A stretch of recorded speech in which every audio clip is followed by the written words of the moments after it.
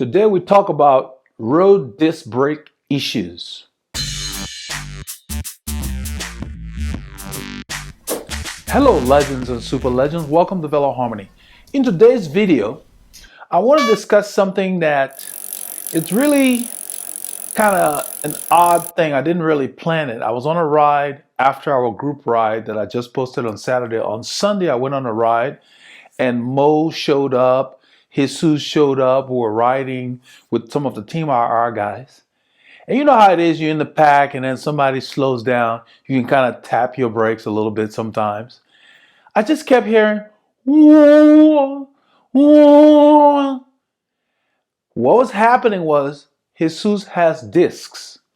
And every time he would feather his brakes, that's the sound. Imagine if every time you touched your brakes in the pack, the whole pack heard that. I mean, there's loud noise. So I rolled up to him. You know, he's a pretty nice guy. And I rolled up to him. I said, maybe if you clean them with alcohol. And he just kind of hung his head and he said, man, I have cleaned them with whatever you can think about. You know, they weren't rubbing in his case, but man, every time he used them, it was like an announcement to the world that he was braking. Why am I talking about this? Somebody sent me a link. I don't do a whole lot of YouTube watching other than the European races. Someone sent me a link to a video that Chris Froome released. I like Chris Froome. Main reason I like him is in the last decade, he's one of the most accomplished riders out there. And he's very disciplined. He's had some setbacks and he has not quit. He's stuck through it, you know, because when you get injured, it plays a psychological thing on you as well as physical. And sometimes it's not easy to pick yourself up and get going. You know, you get down on yourself, depressed and so forth. So it's good to see him come back from all the stuff he had to deal with. But anyhow, I watched the video and I will put a link here in post-production to the video. I watched the video and he's in Gran Canary Islands. He's out there training with a teammate of his. And he's talking, and all you hear is ching, ching, ching. His discs are rubbing, and he said, I don't know if you guys can hear this. He's one of the few, I think he's the only pro rider that has come out since he switched to the Israel nation team that talked about his bike, the discs on his road bike, and how they can't seem to get it adjusted. And what he said was, he ends up putting up his headphones to tune it on, whatever. Well, that's all good and well, but think about it this way. If you're on the limit and someone's pulling away from you, you could probably think, hey, these discs are holding me back. How many watts am I losing? What? It plays on your mind. Who wants to hear that noise when you're riding your bike? Because my motto is noise means there's a problem. I don't like noise. I just want to hear my tires, you know. So he made light of it, but basically what he said was he's had all the mechanics look at them. They'll get them set, and as soon as he uses them, they get out of alignment. And you know, at the level he's at, UCI mechanics, you got to be really good to get on those teams. You got to be good, quick. You got to be able to work on these bikes. You got to know the bikes. So this tells me that it's not the bike that's the problem. You got the best mechanics that will set the thing up and it just won't stay. Then, related to us on our rides, we hear them rubbing all the time. That's why I don't own one. Why don't I own one? Because they're always coming to me for adjustments. They need so much adjusting. I think discs on the road bike is great for bike shops because they always need adjustment. Now, you know, you can put your comments down there. I'm sure everybody's got different experiences, but this is not about disc versus rim or whatever, but think about it. What is the big problem with stopping a road bike that someone's got to put up with this headache? If Chris Froome at the level he's at can't get him quiet, get him to work consistently, what does the layman, I mean, who wants to be running to the bike shop all the time?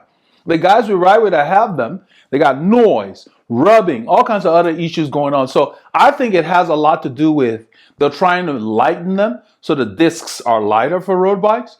And then the angles on our road bikes are different than mountain bikes and so forth, because not all discs do that. If you have discs on mountain bikes, they probably don't do that.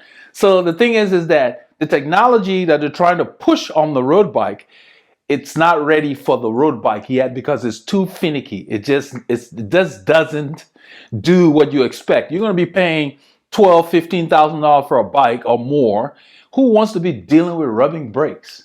And that's what's going on now. They just kind of deal with it, they live with it, whatever, you know. So those guys are adjusting it all the time, and as soon as he uses it, he says it gets out of alignment. So that's just something they're living with. So, you know, the rest of us, we don't have time for that. I want to be messing with brakes all the time. So, for example, we noticed that our local guy, Mo, who, you know, is accomplished, his bike that he got, the Pinarello, rim brakes. And he was talking about it. I think it was the last Sunday I was on. But he was talking about it. He said when his brother called him, because that's how they got the bikes, a team in Europe, in Italy, the end of the season that they were selling their bikes. The first question he said he asked his brother was, did they have discs or rim? Because for him, that was the deal breaker. This is a guy who is accomplished. He's raced with the best. And his issue was, he works on his own bike, of course. And his issue was, I want to make sure I get rim brakes. Nobody needs the hassle. It's a headache. It's heavier. You're carrying more crap. You got more stuff to deal with. Nobody, you know. So it's just something I wanted to make this video just to say that don't fall for the marketing hype. They're pushing stuff before it's ready so they can charge you more. And then here it is now, you're paying more for something that is of a lower quality, less reliable than the brakes we currently use. So you're running to the shop back and forth. Who needs that? You know, so when you're getting a bike, make sure you get a bike that comes with what you can deal with. Don't get sucked into it. You're the one spending the money. Don't just buy what the bike shop has. Ask for a bike that is fitted with what you need if you want rim brakes.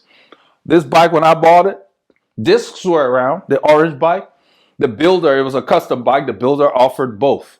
So if you're really adamant, you can find what you want. Don't start to, oh, there's no more rim brakes. No. The shops choose to carry what they want. You shouldn't have to be suckered into that. So I wanted to share just the headaches that the guys at the top levels that are marketing these things, because that's what it is. You watch the pros, everybody wants to be like the pros. So here it is that the pros are having problems with these discs. They don't want to talk about it because that's the BS behind these things. But for the road bike, these discs have all kinds of issues. They're noisy, they're squeaky, the tolerances are so close to get them to work. The pads are very close to them that it doesn't take much. Your wheel get a little bit out of alignment, it's gonna rub. It's the same thing with rim brakes, but we have more room with that. On the discs, they have to be so close to them for them to work. And so a little bit of misalignment or you hit a bump or whatever, they'll start rubbing. The discs themselves can get hot if you brake a lot or on heavy descent, and they can warp on you. We have a special tool on the truing stand that is just for truing the disc rotor, because they get out of alignment, we can bend them back.